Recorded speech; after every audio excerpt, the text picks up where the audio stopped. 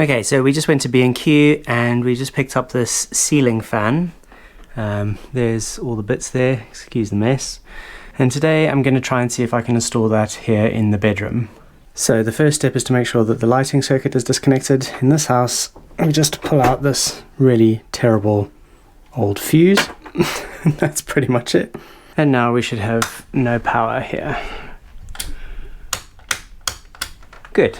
So now what we can do is just undo this rose and we can have a look at the wiring.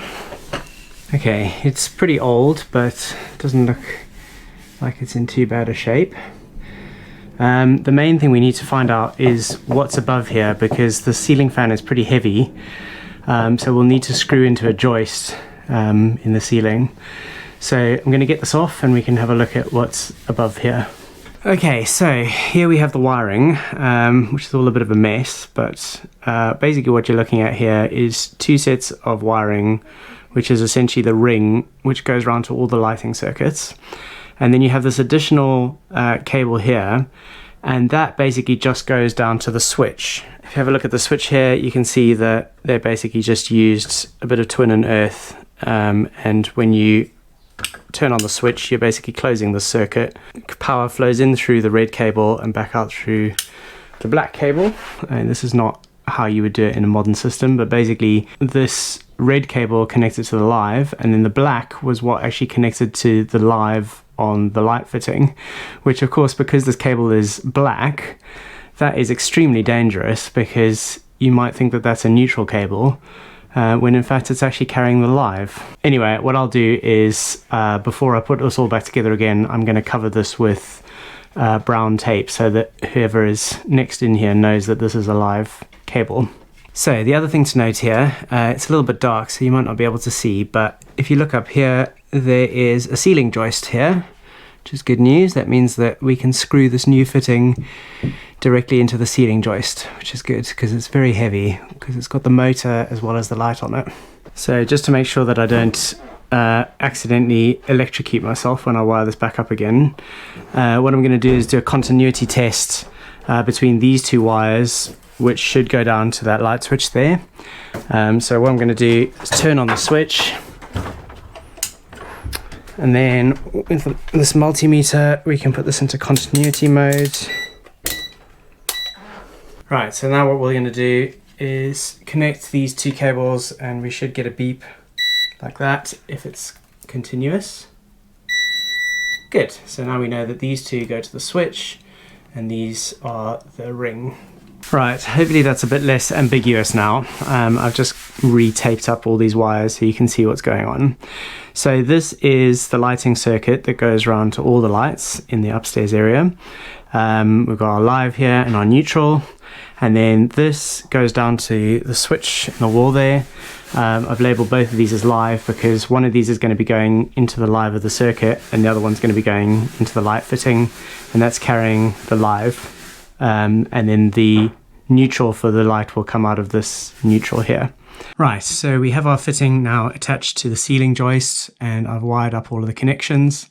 This here is the loop where the circuit comes in and then goes back out to go to the light switch. I've taped this all off with live coloring so you can see that it's live. This is what comes back from the switch, goes into the live for the light. And then we've got our earth and our neutral, and all colored correctly now. So hopefully that should reduce any confusion in the future. Unfortunately, with typical Chinese quality, the screw on this side has completely stripped as I was putting it in. This one is not too bad, but this one is completely and utterly foobarred. So who knows what's going to happen when we have to get this out the ceiling again, but that's going to be a job for another day. Right, so it's quite important that you follow the correct order of steps here, because before we actually get this fitted to that fitting up there in the ceiling, we first have to install the blades, because the way that you install the blades is you take off this little panel here, and that then gives you access to the screw holes to screw in the blades. Now, these blades are not unidirectional, as you can see. They have a front and a back. The manual is not particularly illuminating on which way is best. In fact, they show A and B, but they don't explain anywhere in the manual that I can see what A and B represents. So basically I'm just going to make some deductions here. We're going to want the fan in the blow downwards mode, because you can actually change it here on this switch, and you can have it either blowing upwards or blowing downwards. Blowing upwards is designed for circulation in the winter months, if you just want to have some circulation in the room but you don't want the air blowing on you, and blowing downwards is for cooling in the summer months. So that's probably how we're going to leave it. We probably won't even use it in the winter, I don't think. So the main way that it's going to be going is blowing air downwards. Now, if we do a bit of deduction here, in order to blow air downwards, it's going to have to spin this way, because as you can see, as it spins around here, it's going to push air downwards because of the angle of these blades. So what I'm going to do is install the blades this way with this curved edge facing upwards, because I think this will be quieter than if I installed it this way, because this will tend to catch on the air more, whereas this is a bit more streamlined. So hopefully I've got that right. I don't think it really matters because they show you doing it both ways, but I think this is going to make it slightly quieter, so I'm going to go with that. Right, so I don't know if you can see down in there, but basically there are some screws in there, and that's what's going to attach to these screw holes in the edge of the fan. So it's pretty difficult to get these screws out of here. It's a little bit tight. One thing I would definitely suggest is you make sure that your screwdrivers are magnetized. Otherwise you definitely run the risk of losing those out of there. One thing which is a little concerning is on this they mention that there should be some washers with these screws, but there are definitely no washers here, and there weren't any in there when I took them out. So there are no other mention to these washers anywhere else, so it's not like they were packed separately somewhere. They're not mentioned on here, so just guess we'll have to try without them. They do have this kind of ring around them, so maybe they changed the design. Right, that's one blade in. As you can see, there's the little screws. You can just see them in there. It wasn't too difficult to get them in, just did them one by one. Did them loose to start with, just so I could position the blade, and then just gradually went round each one and just tightened it up until they were all nice and firm. Cool, so I'm going to go around and do all of the other ones now.